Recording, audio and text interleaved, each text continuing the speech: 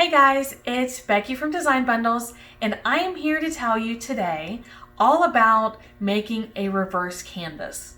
Now, reverse canvases are so easy and very versatile, and once you get started on these, you will never look back. You can make these reverse canvases for any type of project. They look great in your home. They make really easy gifts. And I just can't say enough about how awesome reverse canvases are and how easy they are, both skill-wise and on your budget. So let's get started. So this is our 12 by 12 canvas. It is just a basic white stretched canvas, okay, and it's over a wood base, which is what we're after today. Now you can buy these individually or in bulk at most local craft stores. And the other tools we're going to be playing with, we need some sort of knife. I'm going to use a craft knife.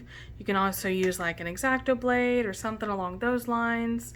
And then I also have a staple gun, but you can also use push pins. So we'll get to that after a while, and you will see how that's going to work. But for now, let's flip this over. Now, a lot of crafters will go through and they will remove each of these staples. That is not quite necessary, and it also takes a long time, which I personally am not a fan of, so that's where the knife comes in handy. And what I'm going to do, I'm going to trim around the outside, the very outside of these, and that will free the canvas wrap from the front. So I'm going to go ahead and get started doing that. It should take just a few minutes.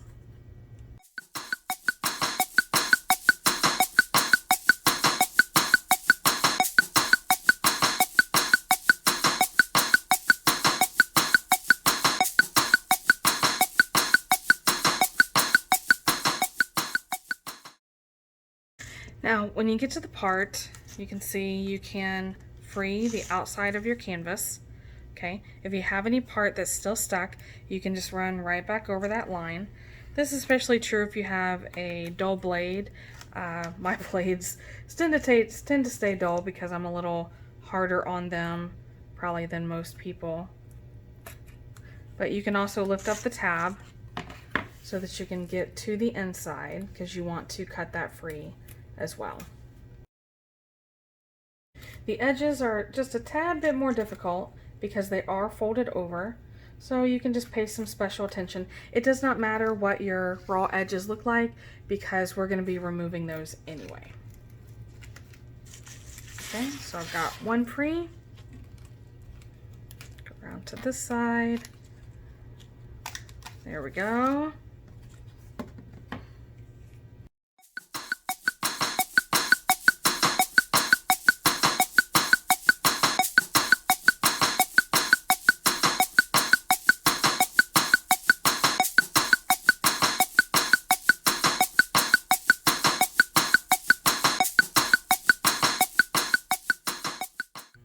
Okay, after all that hard work, this is what you have. You can pull your frame free from your canvas. And this is the front side. So let's move this to the side for now. This is the front side of our canvas, and this is what you see after removing the canvas from around the frame. Now, a lot of people will paint these, stain these. You can do whatever you want to do. I'm going to leave mine natural today because it is going in my personal bathroom, which has a beachy, rustic kind of feel to it. So I like having the unfinished wood border. But if you want to stain it and you don't have any stain handy, you can also use watered down acrylic paint. And that way you have a more versatile array of colors and you're more likely to have those handy, and it's a little bit cheaper. You just don't want to dilute your paint down to less than 50%. Make sure you have at least 50% or greater with paint. But then what you can do is paint it on, rub it off, and call it a done deal, and it dries really fast that way too. So let's talk about measurements. Now, I cheated. I'm on my self-healing cutting mat here, so I can simply measure out, of course, this is a 12 by 12 frame, but it's actually just under the 12-inch mark here. So I will cut my canvas down to I guess 11 3/4 by 11 3/4. So I'm gonna set this aside. I'm going to use this paper trimmer. This paper trimmer I also got at a local craft store. It's very readily available. I like two things about it. It has the extendable arm, and I also like, although you can't see, it has a wire that runs through the middle here, so it helps with precision cuts. So what I can do is I can leave these folded. I just want to trim off enough of this side so that it gets the folded part out of the way.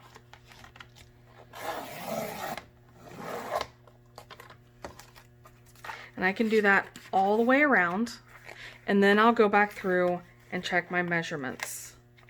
If you have scissors, you can also do this part with scissors. You don't have to do it with a paper trimmer.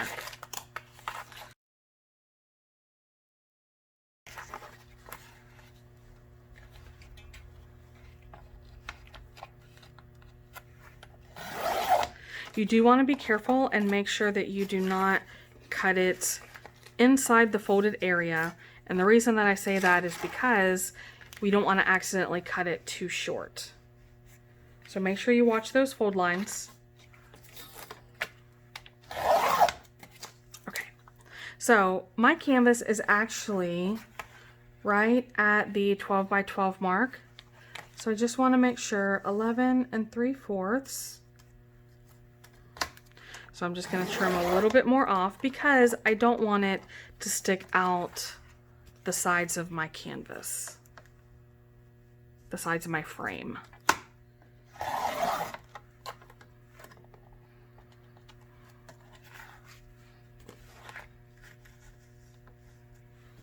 Just double checking that everything is straight.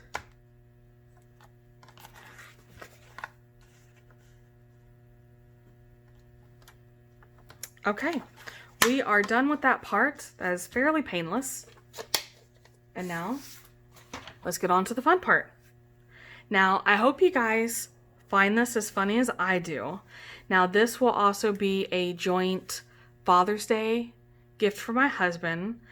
And this really is it's just meant to be humorous, so I hope you laugh about it like I do. But this is my design. Okay, now you'll notice my design is quite a bit smaller than my canvas. That is because I wanted to keep in mind that my frame will be going around it. So for a 12 by 12 canvas, this design is 8 inches wide.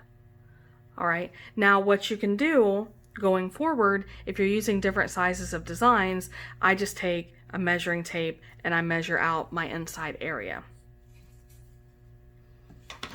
So what we're going to do is we are going to center this, make sure that it's centered, make sure that it's straight, and we are going to apply this using our Cricut Easy Press. For my Cricut Easy Press, I have a nice little pressing mat here, and it protects my surface and it gives me a cushion but firm area. So I just wanted to explain what that was for, because you definitely don't want to use Easy Press or even a household iron on any type of soft surface like an ironing board. So this foam is created specifically for heat pressing, so that's why it's safe to use. Let's talk about this heat transfer vinyl for a moment. I had that cut and weeded already, ready to go. It is not a pre-purchased design or anything like that, but I just used black, smooth heat transfer vinyl. Now this is a matte black, and I really like that it's a matte finish and not shiny. So just some things to keep in mind. And anything that I can put on a t-shirt, I could do glitter, I could do metallic, anything like that, I could have put on this canvas. But in keeping with not just the theme of this design, but with this type of farmhouse look, let's try that again.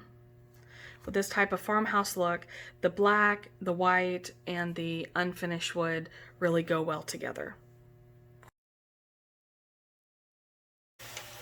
Okay, my Easy Press is heated up and ready to go. I have it set at 320 degrees for 15 seconds. We'll cover this with Teflon.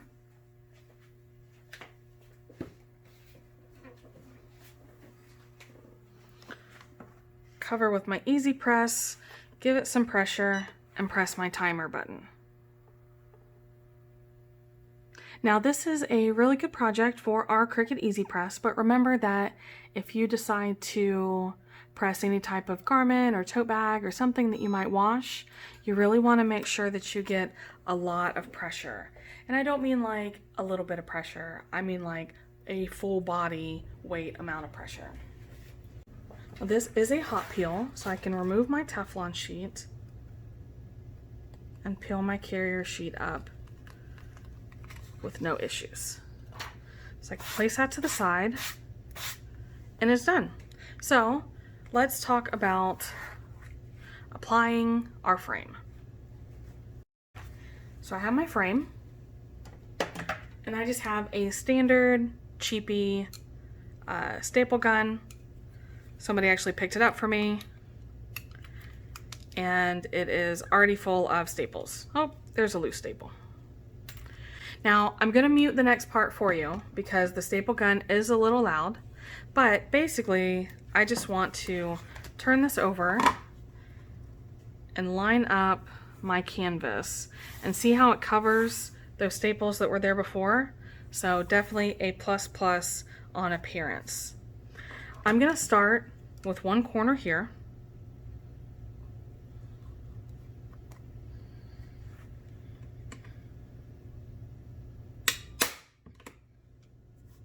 There we go. And I just want to make sure that I pull it nice and tight over to this corner because I don't want a droopy canvas.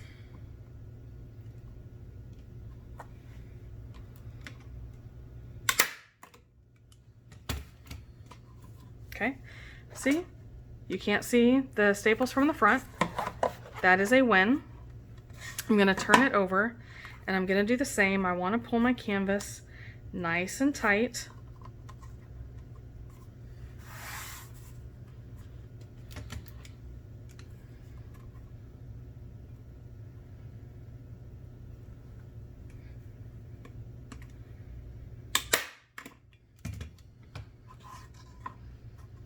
And for the final corner, again, the same thing.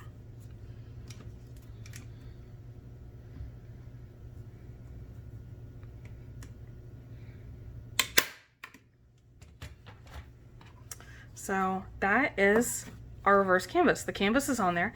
If I want it to be ultra secure, what I'll do is I'll go back and add staples around the outside, but technically at this point you're done.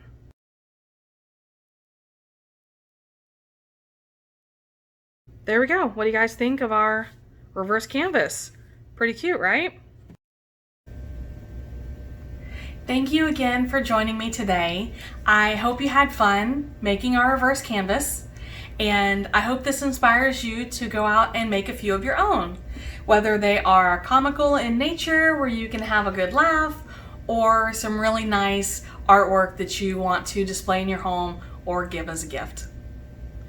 If you have any questions, please leave them in the comments, and of course we will be back on the Design Bundles channel making more videos for you to check out in the future. Thanks for watching.